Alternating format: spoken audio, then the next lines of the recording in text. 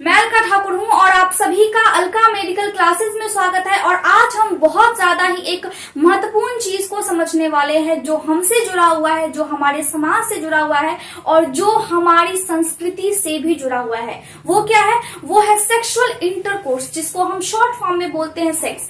आखिर ये हमारे लिए क्यों महत्वपूर्ण है, क्यों हमें ये चीजें करनी चाहिए और क्यों जो हमारे पूर्वज थे और उनसे फिर हम हुए तो इन्हीं चीजों के माध्यम से हम हुए। क्या ये हमारे लिए अच्छा है, क्या ये हमारे लिए बुरा है? हम देखते हैं कि इसका जो नेगेटिव इम्पैक्ट है सोसाइटी पे वो भी पड़ता है और जो पॉजिटिव है वो भी पड़ता है। तो क्या ये इतना महत्वपूर्ण है कि ये होना बहुत ज्यादा जरूरी है? और अगर ये होता है तो हमें फायदा क्या है इससे, ये क्यों हमारे लिए महत्वपूर्ण है? इन सभी सवालों का जवाब आज आपको मिल जाएगा। और आपको अगर ये वीडियो अगर थोड़ा सा भी अगर आपको ये नॉलेजेबल लगता है तो आप इसे देखें, वरना आप मजाक के तौर पर ना देखें, क्योंकि ये बहुत ज्यादा ही एक सीरियस टॉपिक है जिसको आपको समझना चाहिए और जिसको आपको एज अ एजुकेशन इसको लेना चाहिए। इसको मजाक में बिल्कुल भी नहीं लेना चाहिए और इसको आपको स्टडी के रूप में लेना चाहिए, क्योंकि ये आपके शरीर की ही बातें हैं, आपके साथ होती है या फिर आपके साथ होगी। अगर आपकी उतनी एज नहीं है तो आपके साथ ये चीजें होंगी।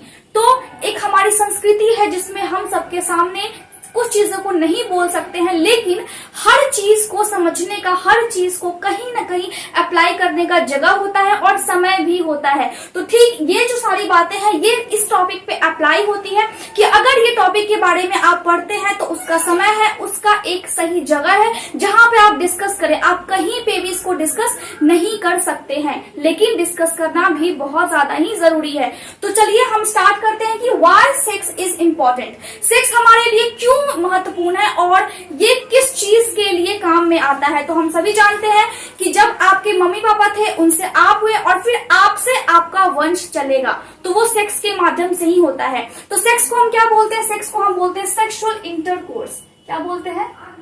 Sexual intercourse.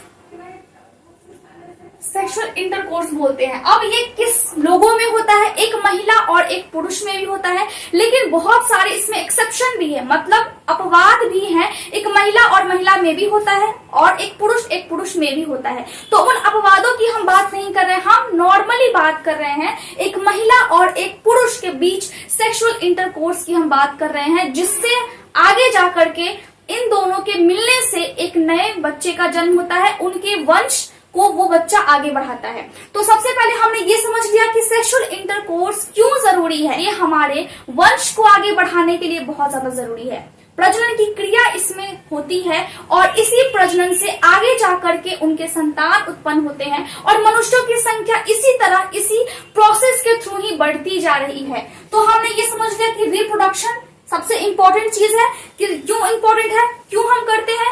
ताकि रिप्रोडक्शन हो और रिप्रोडक्शन के माध्यम से ये एक प्रोसेस होता है, इसके माध्यम से आगे जाकर के उनके वंश आगे बढ़े। ये चीजें हो गई। दूसरा क्या है? फिजिकल आप स्ट्रांग रहे, इनको भी मैं समझाऊंगी इस वाले टॉपिक को। फिजिकली आपके लिए बहुत ज्यादा जरूरी है।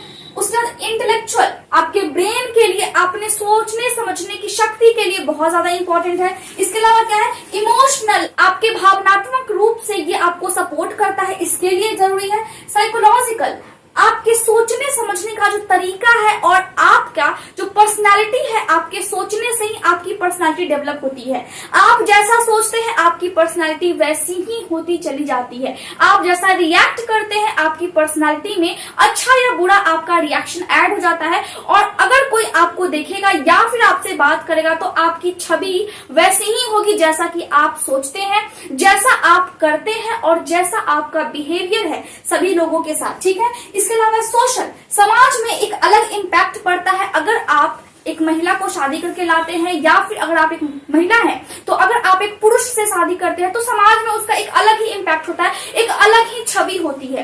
तो ये जो इम्पोर्टेंट चीज मैं आपको बता रही हूँ कि बहुत ज्यादा इम्पोर्टेंट है और समझना तो बहुत ज्यादा ही जरूरी है। तो ये सारे पॉइंट्स हैं जिनके लिए ये बहुत ज्यादा इम्पोर्टेंट है। मतलब व्हाई सेक्स इज इम्पोर्टेंट, क्यों महत्वपूर्ण है? क्योंकि मैंने आपको बता दिया रिप्रोडक्शन के लिए, फिजिकल के लिए, आपके शरीर के लिए, इंटेलेक्चुअल आपके ब्रेन के लिए, इमोशनल आपके भावनात्मक रूप से कैसे ये सपोर्ट करता है, साइकोलॉजिकल मतलब आपके सोचने समझने की जो शक्ति है वो आपका छवि कैसा निर्धारित करता है, तो ये भी इंपॉर्टेंट है, इसमें भी ये काम करता है। अब देखिए, अब यहाँ पे मैंने आपको बोला था कि फिजिकल ये कैसे सपोर्ट करता है। जब भी कोई पुरुष या फिर कोई महिला, जो सेक्स होता है वो कहाँ पे होता है, सेक्स होती है वेजाइना में। जो मेल होते हैं उनके पेनिस और जो फीमेल होती है उनकी वेजाइना, दोनों साथ में जाकर के मिल जाती है, उसके बाद ये प्रोसेस होता है। ठीक है, तो जो रिप्रोडक्टिव सिस्टम का जो चैप्टर है मैंने बहुत अच्छे से इसको समझाया है, और इसमें जो कौन कौन सी बीमारियां हो जाती है या फिर होने की संभावना रहती है इसके बारे में भी मैंने बताया है। तो आप जाकर के उस सभी लेक्चर्स को देख सकते हैं, जिससे आपको बहुत ज्यादा नॉलेज मिलेगा, और अगर आप एक स्टूडेंट है तो आपके एग्जामिनेशन बहुत अच्छे से क्लियर हो जाएंगे, इतनी तो मैं गारंटी देती हूँ। चलिए, यहाँ पे क्या है, यहाँ है फिजिकल में क्या करती है, बीपी को नॉर्मल करती है। अगर आप रेगुलर वे में करते हैं तो आपका जो ब्लड का प्रेशर है वो बहुत सही होता है, ना ज्यादा होगा ना कम होगा, तो बीपी को मेंटेन रखने में ये बहुत मददगार साबित होती है। ठीक है, उसके बाद क्या है, बर्निंग कैलोरीज। अगर आप रेगुलरली सेक्स करते हैं तो आपकी जो कैलोरीज है, जो आप खाते हैं, जो आप फैटी चीज खाते हैं, कोई फास्ट फूड खा लेता है तो वो कैलोरी बर्न होती है। एक तरह से समझ लीजिए कि ये एक लाइट एक्सरसाइज है, हल्का फुल्का अगर आप एक्सरसाइज करते हैं तो वो इससे हो जाता है। ठीक है, स्ट्रेंथन मसल्स, आपके मसल्स को, आपकी मांसपेशियों को ये स्ट्रांग बनाता है। ये जो प्रोसेस है इसको करने से आपकी जो बॉडी की मांसपेशियां है वो स्ट्रांग बनती है, मजबूत बनती है। गुड इम्यूनिटी, अब यहाँ पे मैंने लिखा IgA, मतलब जो आपका इम्यून सिस्टम है, आपका रोग प्रतिरोधक जो क्षमता है उसको बढ़ाने में ये बहुत ज्यादा ही मदद करता है। अब ये मदद कैसे करता है, हमारे बॉडी में IgA, अगर जो लोग रेगुलरली सेक्स करते हैं तो उनके सलाइवा में, मतलब उनके लार में IgA एंटीबॉडी होती है। अब मैंने आपको बताया था कि एंटीबॉडी क्या होती है। एंटीबॉडी का मतलब है कि जो भी इन्फेक्शन अगर बाहर से आपको लगती है तो उस इन्फेक्शन से लड़ने के लिए हमारा बॉडी कुछ चीजें तैयार करता है। वो पानी से थोड़ा सा गाढ़ा होता है, लेकिन पानी के रंग का ही होता है। इसके बाद वो हल्का सा गाढ़ा होता है और वो ब्लड में मिक्स होता है, जिसको हम बोलते हैं हार्मोन। ठीक है, उसको हम क्या बोलते हैं, उसको हम बोलते हैं हार्मोन। ठीक है, तो ब्लड में हार्मोन मिक्स होता है। हम जानते हैं कि हमारा बॉडी बहुत सारे हार्मोन्स को सिक्रीट करता है, मतलब बहुत सारे हार्मोन्स हमारे बॉडी में बनते हैं। हमारा ब्रेन बहुत सारे हार्मोन्स को रिलीज करता है हमारे बॉडी में, जिससे कि बहुत सारा काम होता है। लेकिन यहाँ पे जो IgA एंटीबॉडी है, अगर आप रेगुलर बेसिस पे सेक्स करते हैं तो IgA एंटीबॉडी उस व्यक्ति के लार में होता है, जिससे मुंह में अगर आपके इन्फेक्शन होने की संभावना है तो वो बहुत ज्यादा ही कम हो जाती है। और साथ ही साथ आपका जो हेल्थ है, आपका जो इम्यूनिटी सिस्टम है वो भी स्ट्रांग होता है। इसके बाद यहाँ पे मैंने बात की इमोशनल। चलिए, फिजिकल के बाद क्या था, इंटेलेक्चुअल का मतलब है कि अगर आप हेल्दी रहेंगे तो आपका दिमाग स्वस्थ होगा, आपके सोचने समझने की शक्ति अच्छी रहेगी। इससे क्या होगा, इससे आपका ब्रेन शार्प हो गया। तो ये इंटेलेक्चुअल यानी कि ये वाली जो टॉपिक है ये आपको समझ में आ गया कि किस तरह से ये दिमाग को एक तरह से कंट्रोल करती है और एक व्यवस्थित ढंग से आपको जीने का ढंग जो होता है वो फिर आप में पैदा हो जाता है, जिससे कि आप सभी कामों को अच्छे से कर पाएंगे। अगर आपका दिमाग शांत रहेगा तो आप सभी कामों को अच्छे से कर सकते हैं। ठीक है,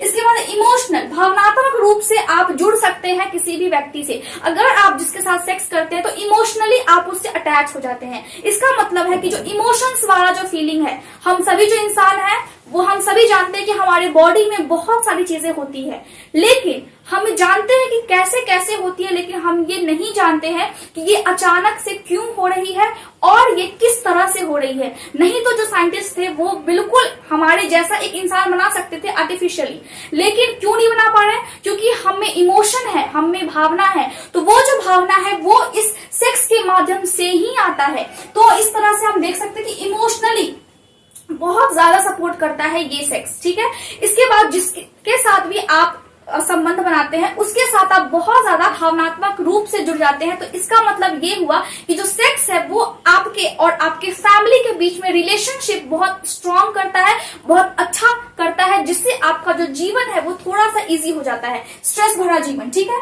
साइकोलॉजिकल, अब साइकोलॉजिकल का मतलब मैंने आपको बताया कि स्ट्रेस आपको ये स्ट्रेस कम कर देगा, आपको ये एंजाइटी कम कर देगा। स्ट्रेस का मतलब है जो प्रेशर पड़ता है काम की वजह से, और आजकल इतना बिजी लाइफ है जिसमें बहुत ज्यादा स्ट्रेस है और एंजाइटी, बहुत सारी चिंताएं होती है, उसको ये खत्म करता है। अब जब बहुत सारे काम का आपको प्रेशर पड़ता है तो आप पे लोड ज्यादा होता है, और अगर आप उस स्थिति में रहते हैं तो अगले दिन फिर आप कोई भी काम अच्छे से, जितनी आपको एनर्जी लगा करके करनी चाहिए, वो आप नहीं कर सकते हैं। तो ये जो सेक्स है ये बहुत ज्यादा ही मदद करता है आपके स्ट्रेस और आपकी चिंता को खत्म करने में। इसके बाद क्या है, बेटर स्लीप। आप बहुत अच्छे ढंग से सो पाते हैं अगर आप रेगुलरली बेसिस पे सेक्स करते हैं। तो इसमें क्या होता है, आप क्यों सो पाते हैं, क्योंकि अगर जब आप सेक्स करते हैं उस टाइम में आपके बॉडी में ऑक्सीटोसिन नामक हार्मोन निकलता है। मैंने बता दिया कि हार्मोन क्या है, पानी की तरह होता है। उसके अलावा एंडोर्फिन्स निकलता है। अब एंडोर्फिन्स जो होता है ये भी हार्मोन है,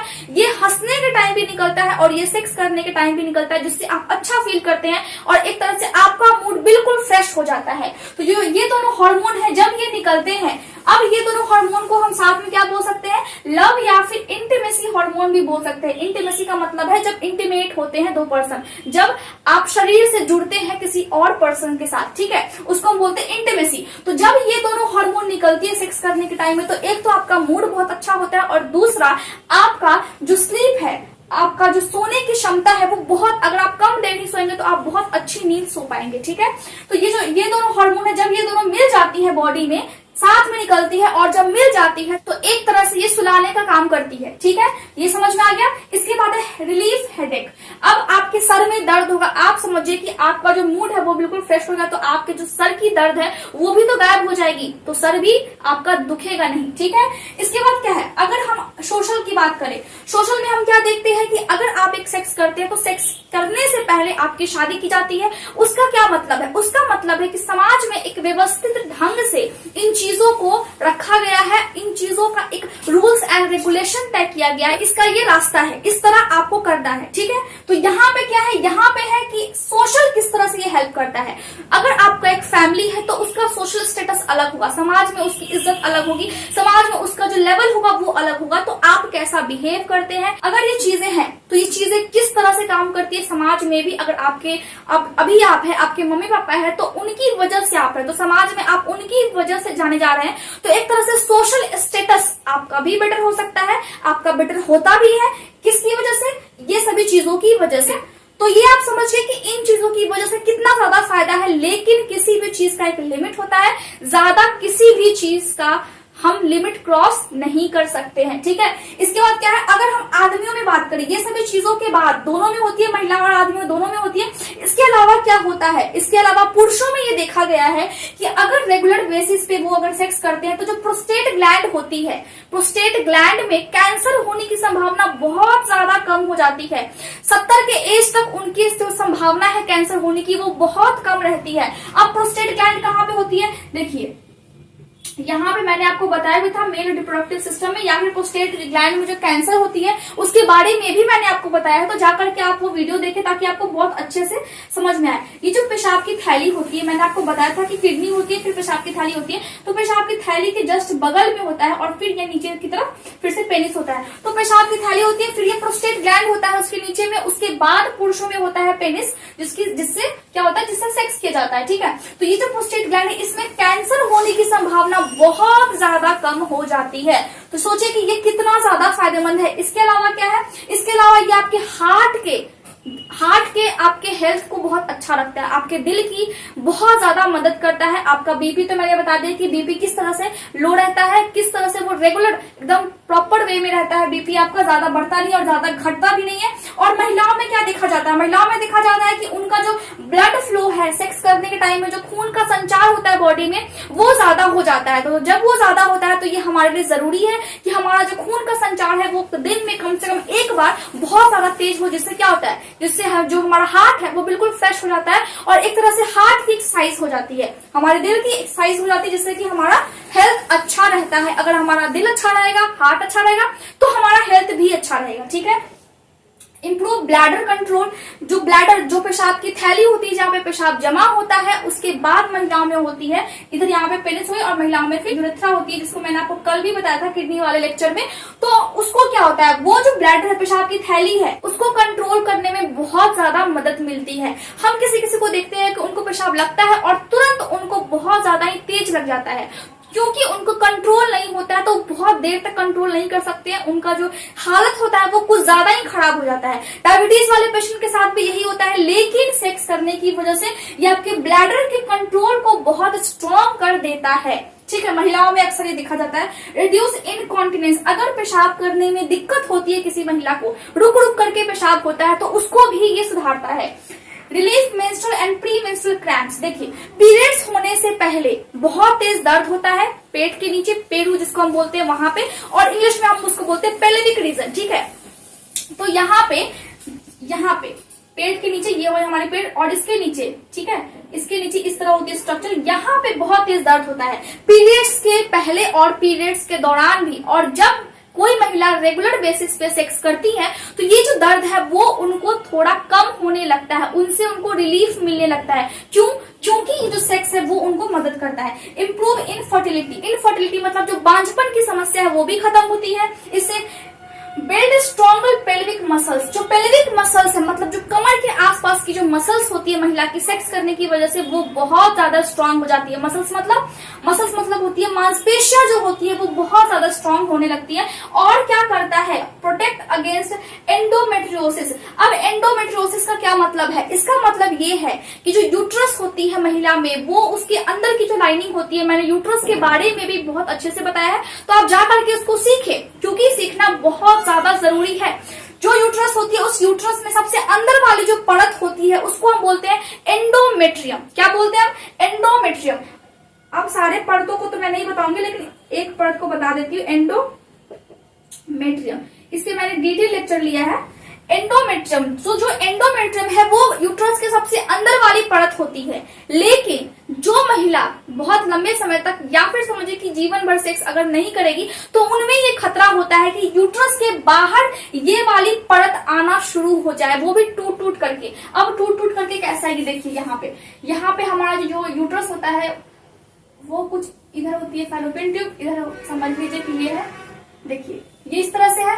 तो सबसे अंदर वाली परत, मान लीजिए कि अगर मैंने ये मार्कर को काटा, सबसे अंदर वाला जो होगा वो उसको हम बोलेंगे एंडोमेट्रियम। लेकिन अगर मैंने उसको ऐसे बंद है उसके ऊपर से, तो यूट्रस के जस्ट ऊपर से इस तरह यहाँ पे जमा हो जाएगा, यहाँ पे जमा हो जाएगा, यहाँ पे जमा हो जाएगा, यहाँ पे हो सकता है, यहाँ पे फैलोपियन ट्यूब के पास हो सकता है, ये सभी हो सकता है। तो फैलोपियन ट्यूब क्या है और ये यूट्रस क्या है, वेजाइना क्या है, सर्विक्स क्या होती है, इन सभी के बारे में मैंने ऑलरेडी बहुत अच्छे से आपको बताया है और सबके नाम भी मैंने बताए हैं, तो आप जाकर के उनसे सीखिए। ठीक है, लेकिन यहाँ पे मैं आपको बता दूं कि जो एंडोमेट्रियम होती है यूट्रस के अंदर वाली परत, वो एंडोमेट्रियोसिस में बाहर यूट्रस के आने लगती है, मतलब उसकी जो परत है उसको अंदर होना चाहिए, लेकिन वो क्या करती है, बाहर इस तरह जमा होने लगती है, उसको हम बोलते हैं एंडोमेट्रियोसिस। तो अगर कोई महिला रेगुलर बेसिस पे सेक्स करती है तो ये जो होने की संभावना है, ये वाला जो प्रॉब्लम है, ये बहुत हद तक कम हो जाता है। और जो महिला जीवन भर, समझिए कि जो महिला जीवन भर अगर सेक्स नहीं करेगी तो उनमें ये वाला जो प्रॉब्लम है ये होने की संभावना बहुत ज्यादा होती है। तो हम क्या बोलते हैं, तो हम बोलते हैं कि जो सेक्स है वो महिला को बहुत तरीके से एक तरह से सुरक्षित रखती है और साथ ही साथ पुरुषों को भी ये सुरक्षित रखती है। तो इस तरह आप समझिए कि why sex is important for us, क्यों बहुत ज्यादा महत्वपूर्ण है सेक्स, जिसको हम बोलते हैं सेक्सुअल इंटरकोर्स। अब आप समझ गए होंगे कि मैं क्या कहना चाह रही हूँ। अगर आपको कोई भी प्रॉब्लम होता है तो आप बेझिझक आप कमेंट करें और आप पूछ सकते हैं। इसके अलावा आप मेल भी कर सकते हैं और आप इसी लेक्चर को फेसबुक पेज पे भी देख सकते हैं। आप इंस्टाग्राम पे भी मुझे मैसेज कर सकते हैं। Thank you so much for watching my video. अगर आपको मेरा वीडियो अच्छा लगा है तो आप इसे लाइक, शेयर और सब्सक्राइब जरूर करें। Thank you so much.